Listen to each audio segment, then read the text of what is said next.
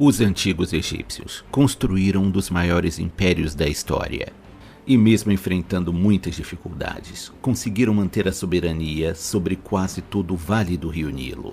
Mas a África é um continente gigantesco e era habitado por muitos povos diferentes, e alguns deles desejavam conquistar as terras férteis do Egito. Reinos e tribos vindas da Líbia, Síria e Turquia constantemente entravam em guerra contra o Egito, mas havia um povo cuja tenacidade e coragem amedrontava até mesmo os poderosos egípcios. Os núbios foram um antigo povo africano que viveu na região da Núbia, onde hoje fica o Sudão.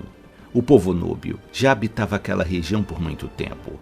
Provavelmente, desde o ano 3100 a.C. já haviam aldeias núbias formadas ao longo do rio Nilo. Durante boa parte de sua história, os núbios não desenvolveram nenhuma forma de escrita. Por conta disso, grande parte do que sabemos sobre eles vem de registros deixados pelos egípcios. A Núbia era uma região rica em veios de ouro, pedras semi-preciosas, madeira de ébano, incenso e marfim. Tamanha abundância de recursos incentivou os egípcios a invadir aquela região em busca dessas matérias-primas tão preciosas. Os núbios resistiam como podiam contra as invasões egípcias, mas eram militarmente inferiores e foram cada vez mais empurrados para o sul. Devido aos vários períodos de instabilidade no Egito, os núbios conseguiram se organizar e montar defesas eficazes, e durante os períodos de paz, os núbios e os egípcios comercializavam e compartilhavam diferentes conhecimentos. Durante o reinado do faraó Tutemés I, a Núbia fazia parte do Império Egípcio. No entanto, este domínio logo desmoronou, e os núbios se organizaram em um reino unificado e fundaram a cidade de Napata para ser sua capital. Os núbios, então, fundaram o reino de Kush, que futuramente se tornaria uma respeitável potência africana. O termo reino cuxita veio dos egípcios, que chamavam a Núbia pelo nome de Kush. O fundador deste novo reino foi um líder tribal chamado Alara, que se tornou rei de todos os núbios. Com o reino cuxita estabelecido, os próximos passos era garantir sua defesa e economia. E para isso, os sucessores de Alara fizeram um bom trabalho, fortalecendo o reino e expandindo seus domínios.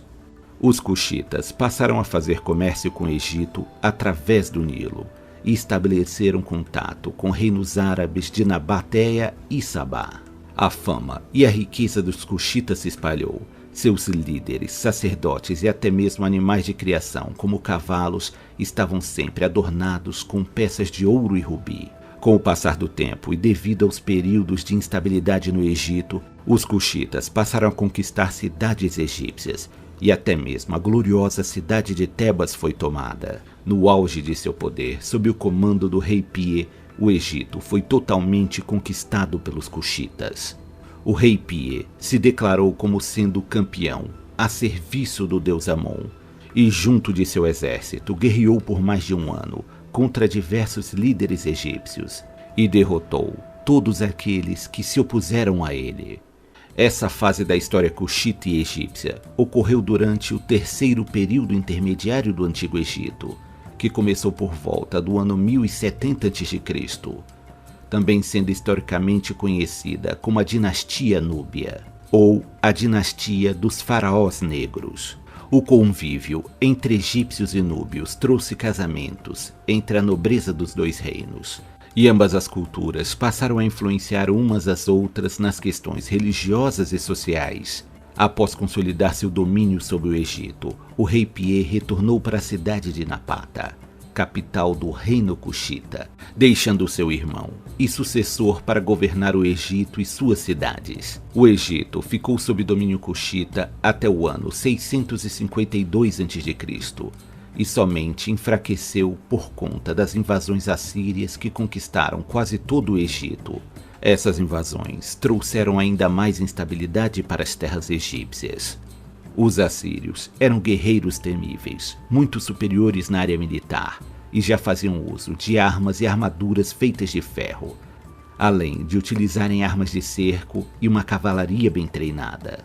Os governantes cuxitas tiveram que recuar de volta para a cidade de Napatá e algum tempo depois fundaram a cidade de Meroé, mais ao sul. Meroé se tornou a nova capital do reino cuxita, e os soberanos cuxitas passaram a adotar os costumes egípcios de erguer pirâmides, sendo sepultados após sua morte em pirâmides construídas nesta cidade. Foi bem durante esta época que os cuxitas começaram a desenvolver sua própria escrita, que é chamada de escrita meroítica. O historiador grego Diodoro Sículo relata que os reis cuxitas reinavam até receberem uma ordem dos sacerdotes do Templo Dourado, dizendo que eles deveriam cometer suicídio e passar o poder adiante. Este costume estranho perdurou até o reinado de um líder chamado Ergamenes, que, diferente da maioria de seus compatriotas, foi um homem que foi instruído com professores gregos e aprendeu a filosofia grega.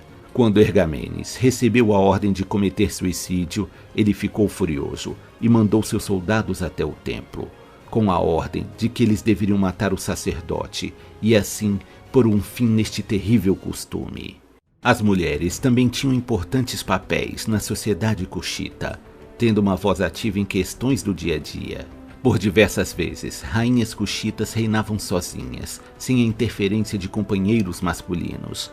E existem relatos de mulheres cuxitas lutando em batalhas e até mesmo comandando tropas. A mãe do rei recebia o título de Candens, que significa rainha-mãe. Ela atuava como conselheira tanto do rei quanto da rainha. Em algumas ocasiões, ela fazia parte das negociações políticas e poderia até mesmo assumir totalmente o comando. Uma dessas poderosas mulheres, e talvez a mais corajosa de seu povo, foi Amani Shaketo, que reinou em Cush, na época que Roma já havia conquistado o Egito, após a derrota de Marco Antônio e Cleópatra.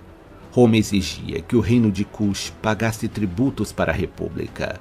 Amani Shaketo não aceitou as exigências e considerou uma ofensa, declarando guerra contra Roma e avançando com seus soldados para saquear as cidades egípcias que estavam sob domínio romano. Em 24 a.C., os cuxitas saquearam a cidade de Assuã, Fila e Elefantina. Eles retornaram para Cush, levando prisioneiros, objetos de valor e estátuas romanas, inclusive a cabeça da estátua do imperador romano Augusto, que foi levada pela rainha Amani como um gesto de desprezo para com o inimigo. Ao saber disso, o imperador Augusto enviou o general romano Petrônio, com a missão de enviar suas legiões para punir o reino cuxita. Existem poucos detalhes sobre esta batalha, mas Petrônio teria relatado que os cuxitas possuíam mais de 30.000 guerreiros e lutavam com uma fúria assustadora. Amani foi descrita como uma mulher corpulenta e de modos brutos. Ela liderava pessoalmente suas tropas e ficou cega de um olho após ser ferida por um romano. Após mais de 3 anos de combates, os romanos finalmente buscaram um acordo de paz. No ano 20 a.C., romanos e cuxitas assinaram um tratado de paz, no qual o imperador romano reconhece o reino de Cush como uma potência independente e livre de pagar tributos a Roma. O reino de Cush perdurou até o ano 350 d.C., mas devido a uma escassez de recursos e à falta de comércio, o reino acabou ficando enfraquecido e disperso. O outrora rico e orgulhoso reino cuxita acabou sendo dominado pelo Império de Axum, que vinha expandindo suas fronteiras a partir da região da Etiópia. Os cuxitas foram um povo incrível. Eram bravos guerreiros, hábeis artesãos e comerciantes habilidosos.